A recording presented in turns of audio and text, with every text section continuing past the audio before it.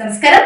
Suman TV ప్రేక్షకులకి స్వాగతం. నేను మీ జాహ్నవి. మనతో ఉన్నారు దేవిశ్రీ గురూజీ. ముందుగా ప్రేక్షకులందరికీ కూడా మహాశివరాత్రి పర్వదిన శుభాకాంక్షలు. మరి మహాశివరాత్రి యొక్క విశిష్టత గురించి గురూజీ మాటల్లో అడిగి తెలుసుకుందాం. నమస్కారం గురుగారు. బ్రహ్మోస్మి. గురుగారు, మహాశివరాత్రి హిందువులందరికీ ప్రత్యేకమైన పండుగ. మరి అసలు ఈ మహాశివరాత్రి విశిష్టత ఏంటి? శివరాత్రి అంటే శివుడి పుట్టిన రోజా, పెళ్లి రోజా, అసలు ఏంటి? మహాశివరాత్రి ప్రతి మాసంలో శివరాత్రి ఉంటుంది. మాఘమాసంలో చతుర్దశి రోజు మహాశివరాత్రి. ఇందులో మహా అంటే పెద్దదన, మహా అంటే విశేషమన, మహా అంటే అంతులేనిదన ఒక్కొక్కరు ఒక్కొక్క విధానంగా విమర్శన చేస్తూ ఉంటారు. పురాణాల ప్రకారం, వైజ్ఞానిక ప్రకారం అన్ని విధాలుగా మనం ఆలోచించాలి. శివరాత్రి పేరే రాత్రి అనేది ఉంటుంది. మనము అన్ని పర్వదినాలని ఆచరిస్తూ ఉంటాం. ఉగాది ప్రతి ఒక్క పర్వదినంలో కూడా ఉదయాన్నే లేచి స్నానం చేసి ఉదయాన్నే పూజించాలి. రాత్రి జాగరణ ఉండే పర్వదినాలు ఏది లేదు. రాత్రి ఆచరించే ఒక పర్వదినం అంటే ఈ శివరాత్రి మాత్రం. మహాశివరాత్రి కాలాతీతుడు, కాలనాయకుడు, రాత్రికి అధిపతి, నిశాచరులకి అధిపతి, రాక్షసులకి, దేవతలకి, అంతేకాదు మన ఊరికి దక్షిణానున్న శ్మశానవాసి, 5 దిక్కల అధిపతి సాక్షాత్ పరమేశ్వరుడు. ఈ పరమేశ్వరుడికి జన్మ అనేది శివరాత్రి జన్మించాడు అనేది తప్ప. ఎందుకంటే వాళ్ళ సృష్టి అనేది 3 ఒకేసారి ఉంటుంది. తర్వాత ప్రతి సంవత్సరంలో కూడా ప్రతి పురాణంలో మనం తీసుకున్న, ఏ పురాణంలో తీసుకున్నా, భాగవతంలో తీసుకున్న మహావిష్ణువుది దశావతారాలు ఉంటాయి. కానీ శివతత్వానికి వచ్చినప్పుడు శివ అవతారం ఒకటే ఉంటుంది, కానీ మళ్ళీ మళ్ళీ అవతరించడం అనేది ఉండదు. ఆ ఒక మహావిష్ణు తత్వంలో ఒక స్త్రీ గర్భం నుంచి ఎన్నోసార్లు ఎన్నో అవతారాలు ఉద్భవించాయి. కానీ శివుడికి స్త్రీ గర్భం నుంచి ఉద్భవించిన అవతారమే లేదు. ప్రకృతి సృష్టి సాక్షాత్ మహాకాళి ముగ్గురిని మనకి బ్రహ్మాండ పురాణం ప్రకారం బ్రహ్మాండ సృష్టిలో ఈ బ్రహ్మ విష్ణు మహేశ్వరులు ఒకేసారి జన్మిస్తారు. తర్వాత అమ్మవారు త్రినేత్రం వీళ్ళకి అలంకారం అవుతుంది అనేది ఇవన్నీ ఉన్నాయి. అయితే ఈ మహాశివరాత్రి అనేది విశేషంగా పరమేశ్వరుడు ఆలాహలాన్ని స్వీకరించిన రోజు. మరొక జన్మ, సముద్ర మథన కాలం. ఇది చాలా మంది విమర్శన జరుగుతూ ఉంటుంది. శివపురాణంలో ఉంటుంది, గరుడ పురాణంలో ఒకటి ఉంటుంది, ఈ తర్వాత నారద సంహితలో ఒకటి తెలియచేస్తారు. ఏది అసలు నమ్మాలి? ఇక్కడ ఎగ్జాక్ట్లీ అందరూ అర్థం చేసుకోవాల్సినది ఏంటంటే, మనకి ఒక్క సంవత్సరం దేవతలకు ఒక్క రోజు. ఇది అప్పుడు ఒక్క రోజు అంటే ఉదయం నుంచి సాయంత్రం మరుసటి రోజు వరకు 24 గంటలు, మనకి 365 రోజులు. ఈ 365 రోజులు మనము ప్రతి మాసానికి ఒకటి అనుభవించేది. దేవతలకి 1-2 hours అంతే. అప్పుడు అన్ని జరుగుతాయని నమ్మాలి వాళ్ళు. అలా ఆ ఒక ఆలాహలం అంటే సముద్ర మథన కాలంలో ఆ ఒక ఏదైతే విషము అనేది బయటకు వస్తుందో ఆలాహలం, దాన్ని ఎక్కడ పోయాలో తెలియదు, ఎక్కడ వేయాలో తెలియదు. భూమి పైన పడితే జనాలు, ఋషులు, ఈ సంపద నాశనం అవుతుంది. సముద్రాల్లో చేరితే ఎన్నో జీవరాశులు సజీవంగానే ఇక చనిపోతాయి. అది ఎక్కడ వేయాలో తెలియదు. చాలా అందులో అది తీసుకుంటేనే ఈ అమృతం లభిస్తుంది అన్నప్పుడు దేవాన్ దేవతలంతా ఏం చేయాలో తెలియనప్పుడు అప్పుడు పరమేశ్వరుడు నేనే తీసుకుంటా అని ఆ ఆలాహలాన్ని స్వీకరిస్తారు. ఆ ఆలాహలాన్ని స్వీకరించిన సమయమే ప్రదోష కాలము అంటాం. ప్రతిరోజు ప్రదోషం ఉంటుంది, కానీ మహాప్రదోష కాలం అది త్రయోదశి ఆచరిస్తాం. అయితే ఆ ప్రదోష కాలంలో ప్రజ్ఞాహీనుడు అవుతాడు. ప్రజ్ఞాహీనుడు త్రయోదశి. చతుర్దశి మనకి తిథి ప్రకారం చతుర్దశి వచ్చినప్పుడు ఆ అమ్మవారు తన చేతుల నుండి ఈ ఒక పండేసుకొని అమ్మవారు తన కాలుపైన పడపెట్టి ఆ చేతిని ఇక్కడ నొక్కేస్తుంది అనమాట, లోపలికి విషం పోకుండా. అప్పుడు శివుడికి ఆ ఒక వజ్రంలాగా విషకంఠుడిగా మారుతాడు, అక్కడే ఉండిపోతుంది. తర్వాత దేవాను దేవతలందరూ, ఋషి మహర్షులందరూ కూడా ప్రార్థించిన తర్వాత ఆ ఒక పరమేశ్వరుడు ప్రజ్ఞాహీనంగా ఉంటాడు కదా, ఒక పరమేశ్వరుడికి ఆ సమయంలో ఒక ప్రజ్ఞ అనేది వస్తుంది. అప్పుడు కళ్ళు తీయంగానే దేవాదేవతలు అందరూ చూస్తుంటారు. అది చతుర్దశి సాయంత్రం అయ్యింది.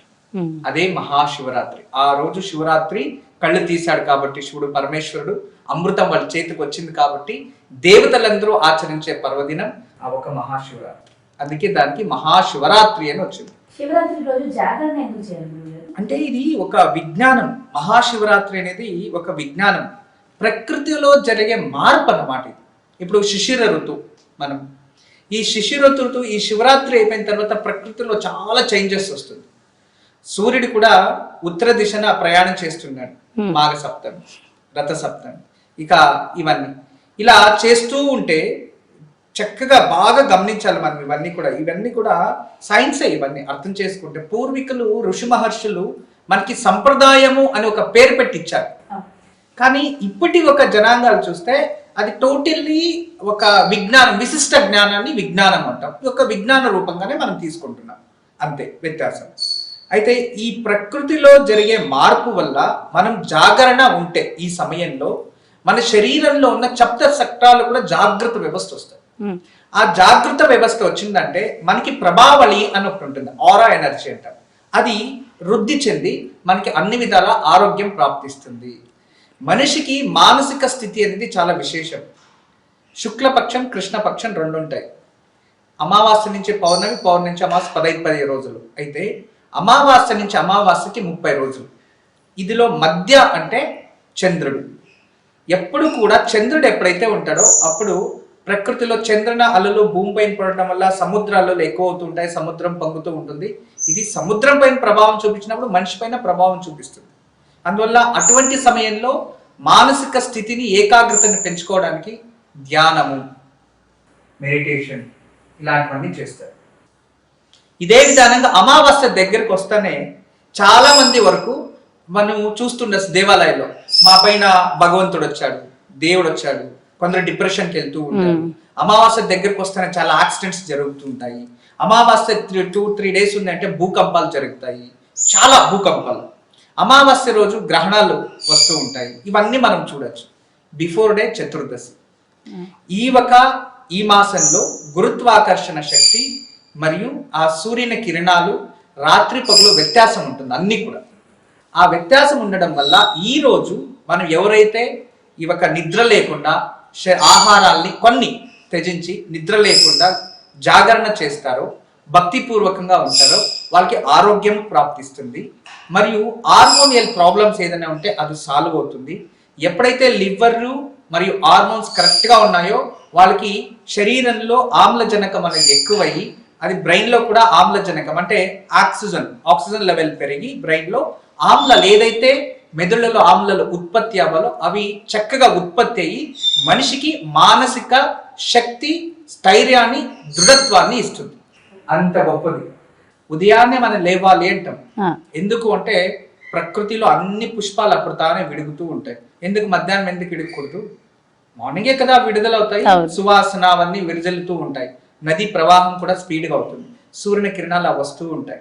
అటువంటి సమయంలోనే ఆ పుష్పాలన్నీ విడుగుతూ ఉంటాయి. ఈ టైంలో మనము జాగ్రత్త వ్యవస్థ ఉంటే మన శరీరంలో కూడా హార్మోన్స్ కొన్ని ఆమ్లాలు రిలీజ్ చేస్తూ ఉంటాయి. ఆ టైంలో బాగా నిద్రపోతూ ఉంటే ఆ ఆమ్లాలు రిలీజ్ చేయకుండా అతని శారీరక సమస్యలు రావడం, మరి వేరే ఇంకేదైనా సమస్యలు ఉద్భవించి డిప్రెషన్ పోవడం ఇవన్నీ ఉంటాయి. అంటే పర్టికులర్ ఈ మహాశివరాత్రి రోజు ఆధ్యాత్మికంగా వెళ్తే ఆధ్యాత్మిక శక్తి ప్రాప్తిస్తుంది. శివుని పైన ఏకాగ్రత పెంచుకుంటాం, భక్తి మార్గంలో ప్రవేశం చేయొచ్చు. మరియు ఈ సమయంలో ప్రకృతిని అర్థం చేసుకోవాలి అంటే ఈ భగవంతుని ధ్యానం చేస్తూ భగవంతుని నామస్మరణ చేస్తూ ఉంటే ఈరోజు మన బ్రెయిన్ అంటే ప్రతి ఒక్క మనిషికి కూడా మెదడు శక్తి ఎలా ఉంటుందంటే ప్రకృతిలో ఉండేదాన్ని డైరెక్ట్గా తీసుకోవడానికి కెపాసిటీ ఉంటుంది. ఇది బాగా అర్థం చేసుకోవాలి అందరూ. ఇప్పుడు నేను ప్రకృతులను సృష్టి అయ్యాను, మీరు అంతే. ఒక చెట్టు, ఒక పుష్పం, ప్రతి ఒక్కటి పంచభూతాలనే సృష్టి అయ్యేది. నేను కూడా అలాగే సృష్టి అయ్యాను. నేను పంచభూతాల సృష్టి అయ్యేది, పంచభూతాల్లో ఇంకోటి సృష్టి అయ్యేదాన్ని నేను డైరెక్ట్గా తీసుకోవచ్చు. ఆహారం వండుకుంటాం, తింటున్నాం. అదే విధానంగా పులులు, సింహాలు అవి కూడా వేటాడి ఇంకొక జీవాల్ని తింటున్నాయి. కానీ వాటికి మనిషికి చాలా వ్యత్యాసం ఉంది. మనిషికి ఒక అద్భుతమైన శక్తి ఉంటుంది. ఆ శక్తి ఏంటంటే ప్రకృతిలో ఏముందో డైరెక్ట్గా అతను తీసుకోవచ్చు. ఇలా తినే అవసరం లేదు. కళ్ళు మూసుకొని కూర్చుంటే కూడా ఆ పంచభూతాలు లోపలికి వెళ్ళి అక్కడే ఆహారం, కావాల్సిన ఆహారం స్వీకరించవచ్చు. అలాంటి దివ్యమైన శక్తి ప్రకృతిలో ఉంటుంది. ఈ రోజు ఎవరైతే జాగరణ వ్యవస్థ ఉండి మనసు ఏకాగ్రత పెట్టుకొని భగవంతుడి పైన మనసు కేంద్రీకరిస్తారో వాళ్ళ మానసిక శక్తి ఈ ఊర్ధ్వ శక్తి నుంచి శరీరంలో నుంచి బయటకు వెళ్ళి ప్రకృతిలో సోర్స్ లో కనెక్ట్ అవుతుంది. అదొక ఆధ్యాత్మిక శక్తి, అదొకమైన ఆనందం. చాలా మంది ప్రశ్నిస్తూ ఉంటారు, అవును ఇలా జాగరణ చేసి ఇలా పూజ చేస్తే మన కోరికలు తీరిపోతాయా అని కొందరు ప్రశ్నిస్తారు. ఇలా చేయడం వల్ల మీకు ఏ వస్తుంది అని కొందరు అంటారు. టైం వేస్ట్ అని కూడా కొందరు అంటూ ఉంటారు. పండు తినేవాడికే రుచి తెలుస్తుంది. టైం వేస్ట్ అనేవారు వాళ్ళకి వేస్ట్ ఏమో, కానీ వీళ్ళకి దాంట్లోనే సంతోషం, దాంట్లోనే సుఖం. దాన్ని నమ్ముకోవడం వల్ల ఖచ్చితంగా భగవంతుడు మనకు ఉన్నాడు, ఏదో ఒక రోజు మంచి చేస్తాడని కూడా ఒక నమ్మకం పెరుగుతుంది. వాళ్ళపైన వాళ్ళకి విశ్వాసం కూడా పెరుగుతుంది. జాగరణ చేయడం వల్ల మానసిక శక్తి, శారీరక శక్తి రెండు కలిసేదే కాకుండా భగవంతుని సమీపానికి, సంధానాన్ని పంచుకోవడానికి, అంటే స్నేహం చేయడానికి, భగవంతుని దారిలో నడవడానికి ఇది చాలా విశేషమైన రోజు. అంటే ఇక్కడి నుంచి డైరెక్ట్గా బెంగళూరుకి వెళ్ళాలంటే మనం కార్లో కూర్చొని వెళ్ళొచ్చు, ట్రైన్లను వెళ్ళొచ్చు. కానీ ఈరోజు ఫ్లైట్లో వెళ్ళేది అంటే చాలా త్వరగా చేరుకోవడానికి ఇది ఒక మార్గం. అందుకే ఈరోజు మనం అందరూ కూడా ఈ మహాశివరాత్రి రోజు అందరూ కూడా ఆ ఒక భగవంతుని ధ్యానం చేస్తూ ఏకాగ్రతగా జాగరణ ఉంటే దేవుడి దగ్గరికి ఈజీగా కనెక్ట్ అవ్వచ్చు. మన మనసు భగవంతుని దగ్గర చేరుకోవడానికి ఉంటుంది. అంతేకాదు కామ, క్రోధ, లోభ, మోహ, మద, మత్సర్యాలని అదుపులో పెట్టుకోవడానికి మన హార్మోన్సే కారణం. వాటిని కంట్రోల్ చేసే రోజు కాబట్టి ఇది చేసే వారికి మానసికంగా ప్రశాంతత ఉంటుంది. వాళ్ళ మనసులో కూడా కామ, క్రోధ, లోభ, మోహ, మద, మత్సర్యాలని వాళ్ళు కంట్రోల్ పెట్టుకునే కెపాసిటీ ఆ శరీరం, అంటే ఎవరైతే జాగరణ ఉంటారో ఆ శరీరానికి ఎక్కువ శాతం వస్తుంది. అందుకే మన పూర్వీకులు ఇలాంటి పర్వదినాన్ని ఆచరించారు. పురాణాలు అవే ఇచ్చాయి, విజ్ఞానం కూడా అదే తెలియజేస్తుంది. జన్మానికో శివరాత్రి అంటారు కదా గురువుగారు, అంటే జన్మ మొత్తం మీద ఒక శివరాత్రి చేస్తే సరిపోతుంది అంటారా? జన్మానికి ఒక శివరాత్రి అనేది ప్రతి ఒక్కటి ఆలోచించాలి. అంటే మనకి ప్రతి సంవత్సరం కొత్త సంవత్సరం అని ఎందుకు అంటుంటాం చెప్పండి? ప్రతి సంవత్సరం కూడా ఉగాది, మరో జన్మ అంటాం. ప్రతి రోజు కూడా మరో జన్మనే. మనకి వాడిక భాషలో జన్మకు ఒక శివరాత్రి ఉంటే చాలు అని వచ్చిందే కానీ ప్రతి నెలలో ఒక శివరాత్రి వస్తుంది. కానీ సంవత్సరానికి వచ్చే మహాశివరాత్రిని ఆచరించండి. నెలంతా ఆచరించకపోయినా పర్వాలేదు. జన్మానికి అంటే ప్రతి సంవత్సరం కొత్త జన్మ వస్తుంది. ఆ సంవత్సరానికి ముందొచ్చే శివరాత్రిని ఆచరిస్తే ఆ సంవత్సరం అంతా ఆచరించిన ప్రతిఫలం లభిస్తుంది. అంటే 12 మాసాల్లో వచ్చే శివరాత్రిలో ఈ ఒక మాసం రోజు శివరాత్రిని శివుణ్ణి పూజించి జాగరణ ఉంటే మిగతా 11 రోజులు వ్రతాన్ని ఆచరించిన పుణ్యఫలం ప్రాప్తిస్తుంది. అందుకే సంవత్సరానికి ఒక శివరాత్రిని ఆచరించాలి అని అర్థం.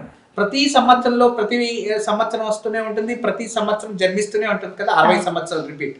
దానికోసం వాడిక భాషలు ఇలా వచ్చింది, కానీ దాని అంతరార్థం ఇంతే. గురుజీ, శివరాత్రి చేసినంత చేతనే చాలా పుణ్య ఫలం ఉన్నారు, కానీ శివరాత్రికి ప్రత్యేకించి ఒక రెమెడీ ఏమైనా ఉందా?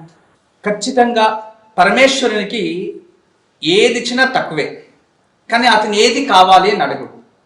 అందరూ తెలుసుకోవాలి భగవంతుడికి ఇష్టమైనది ఏంది అంటే భగవంతుడు ఏమీ అడగలేదు మనం. ఇప్పుడు చాలా మంది విశేషంగా భగవంతునికి వజ్రాలు, వైడూర్యాలు, కిరీటాలు అన్నీ ఇస్తుంటాడు, కానీ దేవుడు ఎప్పుడో వచ్చి నాకు ఇవ్వని ఏమీ అడగలేదు.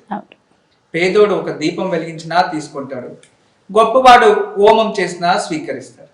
ఒక్కొక్కరికి ఒకటి ఉంటుంది, యథాశక్తి అని చెప్పి ఆ శక్తికి తగినట్టుగా భగవంతుని పూజించాలి అని శాస్త్రం చెప్తుంది. అయితే ఈ శివరాత్రి రోజు భగవంతునికి గంగాజలం అంటే చాలా ఇష్టం. నీరు, శుద్ధమైన నీరుతో భగవంతునికి అభిషేకం చేయడం, క్షీరాభిషేకం చేయడం, చెరుకు రసంతో అభిషేకం చేయడం, వాళ్ళ శక్తికి తగినట్టుగానే. నీరు పోస్తేనూ చాలు, కానీ అన్నిటికన్నా శ్రేష్టమైనది భస్మ నీరు. విభూదిని కలిపిన నీరుతో మృత్యుంజయ మంత్రం జపించి శివుడికి అభిషేకం చేయడం వలన ఖచ్చితంగా మనకి మృత్యు దోషాలు పోతాయి. మనిషి కోరుకునేది ఒకటే, మూడు అకారాలు. ఒకటి అభివృద్ధి, రెండోది ఆయుష్, మూడోది ఆరోగ్యం.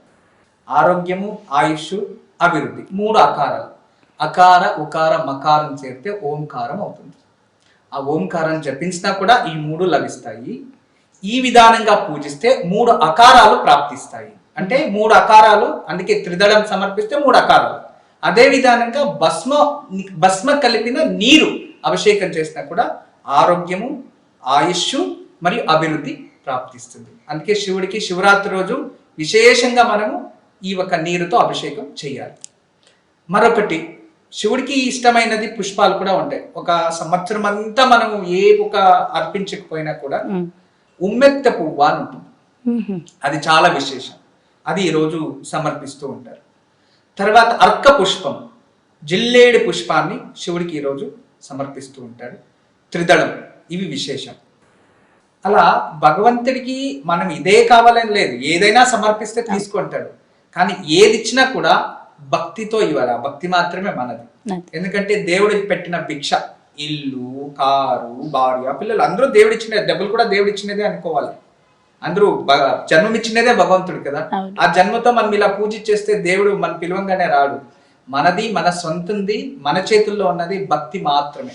ఆ భక్తితో భగవంతునికి ఏమి సమర్పించినా దాన్ని స్వీకరిస్తాడు. అందుకే మనకి ఈరోజు ఒక కథ ఉంటుంది, మీకు అందరికీ తెలుసు, బేడర కన్నప్ప కథ.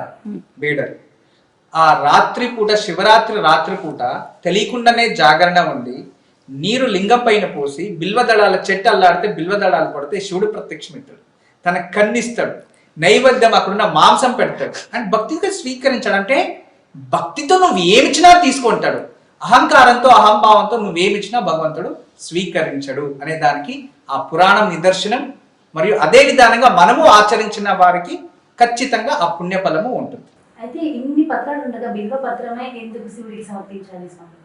బిల్వము త్రిగుణం త్రిగుణాకారం త్రినేక్షంత త్రియాయుధం త్రిజన్మ పాప సంహారం ఏక బిల్వం శివార్పణం. 3 దళాలున్న బిల్వము. ఆ బిల్వానికి త్రిదళం అంటుంటాం. 3 దళాలున్న బిల్వం. ఆ త్రిదళము అంటే బ్రహ్మ, విష్ణు, మహేశ్వరు. ఒకవైపు బ్రహ్మ, ఒకవైపు విష్ణు, మధ్యలో మహేశ్వరుడు ఉంటాడు. తర్వాత ఆ బిల్వదళానికి పైన అమృతము, వెనుక వైపు యక్షికలు ఉంటారు. ఈ 3 కలిసినది బిల్వదళం. మనకి వేదంలో నేను చదువుకున్న మంత్రంలో బిల్వాన్ని నమో కవచనేచ బిల్వనేచ నమశివాయచ శివసేనాయచ అని చెప్తుంది. అంటే బిల్వదళాలు శివుడికి కవచం, బిల్వదళాలు శివుడికి సైన్యం, సైనికులు. ఇప్పుడు మనకి యుద్ధం చేయాలంటే సైనికులు ఎలాగో భగవంతుడికి శక్తి, అది సైన్యము అని బిల్వదళాలు అర్చిస్తున్నాం వేద ప్రకారం. అయితే పురాణాల ప్రకారం చూసేదైతే చాలా శ్రేష్టమైనది మహాలక్ష్మి. తను ఈ ఒక కమల పుష్పాలతో పూజిస్తూ ఉంటే కమల పుష్పాలు సరిపోవు. అటువంటి సమయంలో ఎలా పూజించాలో అర్థం కాకుండా ఏదైనా మాట్లాడితే రథభంగం అవుతుంది అని తన వక్షస్థలాన్ని తీసి పుష్పంగా మార్చి అందించింది. ఆ మహాతలు అందించినప్పుడు ఆ పుష్పము, ఆ పూ నుంచి వచ్చిందే బిల్వదళం. ఆ బిల్వదళం అంత శ్రేష్టమైనది. అందుకే శివుడికి బిల్వదళంతో మనం ఏమి లేకపోయినా పర్వాలేదు, ఒక బిల్వదళం నుంచి కాస్త గంగాజలం లేదా ఒక చెంపు నీరు పోస్తే ఓం నమశివాయ లేదా క్లీం నమశివాయ అంటే చాలు, పరమేశ్వరుడు కృపాకటాక్షం మన పైన ఉంటుంది. భగవంతుడికి ప్రియమైనది బిల్వదళం. ఆ బిల్వదళాల్లో అన్ని విధాలుగా మనం చూడొచ్చు. తర్వాత దీన్ని విజ్ఞానంగా చూస్తే బిల్వదళం అందులో 3 గుణాలు ఉంటాయి, వాత, కఫ, పిత్త. ఆరోగ్యానికి కూడా చాలా మంచిది. బిల్వదళాలు నీళ్ళ వేసి 3 hours వదిలేసి దాన్ని సేవిస్తూ ఉంటేనే శరీరంలో 420 రోగాలు దూరం అవుతాయి. అది యాంటీవైరల్, యాంటీబ్యాక్టీరియల్, అన్ని విధాలుగా ఫైట్ చేస్తుంది.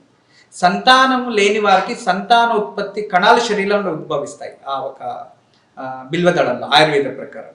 అంటే 3 గుణాలు ఉన్నాయి. ఆయుర్వేదంలో కూడా దివ్య ఔషధము, అన్ని విధాలుగా మనిషికి ఉపయోగం. దాన్ని ముట్టుకోవడం వల్ల మరియు వాటి నుంచి వచ్చే వాసన వల్ల కూడా మనిషికి ఆరోగ్యం ప్రాప్తిస్తుంది. అందుకే బిల్వము స్పర్శతోనే ఎన్నో జన్మాలు పోతాయి. ఇంకోటి ఇంకా పవిత్రం ఏంటంటే బిల్వ వృక్షము ఒక్క ప్రదక్షిణ చేస్తే కాశీని ప్రదక్షిణ చేసినట్టు. అందులో బిల్వలో అందులో అంటే బిల్వ వృక్షము ఇంటి దగ్గర ఉందంటే మా కాశీనే మన ఇంటి ముందు అని అర్థం. అంత గొప్ప వృక్షం అది. సాక్షాత్ పరమేశ్వరుడు వాసస్థానము నివాసము బిల్వ వృక్షము అని పురాణాల ప్రకారం. దానికి చాలా పవిత్రమైనది, పరమేశ్వరునికి చాలా ఇష్టమైనది బిల్వదళం. బిల్వదళాలని సంకల్పం చేసి సంకల్పపూర్వకంగా శివుడికి బిల్వార్చన చేసి గంగా నీరుతో అభిషేకం చేసి భగవంతుని స్మరించండి, ప్రార్థించండి. ఖచ్చితంగా నమ్మకంతో ప్రార్థిస్తే మీరు అనుకోవాలి ఖచ్చితంగా జరుగుతుంది. అంత తృప్తి చెందుతాడు పరమేశ్వరుడు బిల్వార్చన. గురూజీ, తులసి దళాలు చాలా పవిత్రమైనవి అంటారు కదా, మరి శివుడి పూజకి తులసి దళం పనికిరాదు అంటారు, ఎందుకు? ఎందుకంటే బిల్వ దళాలు అనేది సాక్షాత్ పరమేశ్వరుడే. తులసి లక్ష్మీ రూపం. లక్ష్మీ రూపాన్ని విష్ణువుకి తప్ప వేరే ఎవ్వరికి అర్పించకూడదు. వినాయకుడు గణపతికి, వినాయకుడికి గణపతికి కూడా శాస్త్ర ప్రకారం అర్పించకూడదు. ఎప్పుడు కూడా అర్చనలో బిల్వ దళం సమర్పయాం, ఒక్క దళాన్ని లక్ష్మీ కృపాకటాక్ష రూపంగా సమర్పిస్తున్నాం, అంతేగాని మాల కానీ వాళ్ళకి ధరించే అర్హత ఉండదు. దాని నుంచి ఏ కారణానికి కూడా ఆ ఒక మహావిష్ణు అవతరించిన మహావిష్ణు అంశంలో ఉన్న అన్ని దేవతలకి ఈ ఒక తులసి దళాలు తులసి అర్చన చాలా పవిత్రమైనది. కానీ శివుడికి తత్వంలో మనం పూజించే భగవంతుడు ఏదైనా పరమేశ్వరుడు రూపం అంటే ఇప్పుడు మనకి శైవాగమ ప్రకారం ఆ ఒక తులసి అనేది శివుడికి నిషిద్ధము అని చెప్తూ ఉంది, పూజించకూడదు. ఎందుకంటే సాక్షాత్ లక్ష్మీ రూపంని శివుడు స్వీకరించడు, అందువలన సమర్పించరాదు. అందులో చాలా అంతరార్థం ఉంది. అంటే దీని గురించి మనము చాలా చెప్తూ ఉంటే చాలా ఉంటుంది అన్నమాట. తులసి ఎలా ఉద్భవించింది, తులసి దేవి ఎవరు, అవన్నీ తెలుసుకోవాలి. దాని నుంచి శివుడికి మరియు శైవ పూజల్లో తులసి నిషిద్ధం. బ్రహ్మచారులు భగవంతుడికి మరియు సన్యాసులు మరియు ఈ ఒక మహావిష్ణువుకి సంబంధించిన వారికి వీటిని సమర్పిస్తూ ఉంటారు. గురూజీ, ఇంకొక ప్రశ్న, అంటే శివరాత్రి రోజు శివుడికి దీపం ఏ విధంగా పెట్టాలి? శివుడికి తైలాభిషేకం అంటే చాలా ఇష్టం, తైలాభిషేకం కూడా చేస్తారు.